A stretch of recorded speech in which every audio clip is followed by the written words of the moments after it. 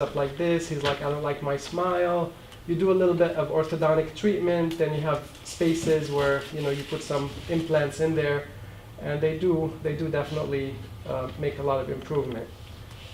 This is another case, someone who's missing 2 laterals, from birth, and you go through orthodontic treatment, and then you still have those 2 spaces, and then you place the implants, this one and this one, and you can see them on the x-rays right there.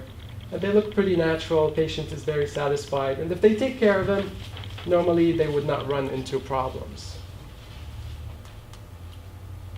So a little bit about titanium. The metal was discovered about 200 years ago. And one of the important things about it is that it's biocompatible. And like we said, it's used in orthopedic surgeries as well. So it's the most common one in hip replacements and knee replacements. Now there is a little bit of a shift. They're starting to use zirconia. But still, I would say titanium is the most commonly used one.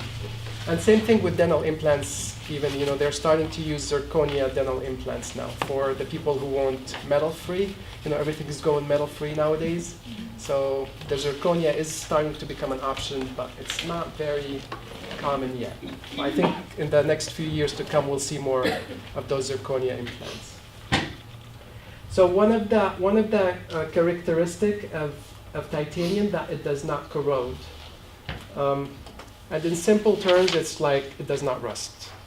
Like you put any other metal in there, it's going to start rusting. The outer layer, it'll bond to oxygen, and then it'll start sending free molecules into the body. And those free molecules will start the inflammation process. Titanium does not do that. So it does bond to oxygen like all other metals, but that layer is very passive. So that's why there's no inflammation. It could stay without triggering an immune response from the host. When they first discovered it, they called it the metal of gods, like if it has come down to us from the space.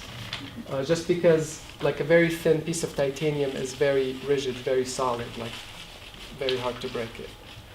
So, and they even use it like those chemical tankers, especially for the oil fields and other industries. They line the tankers with titanium because it does not corrode, it does not interact with whatever chemical you put in there.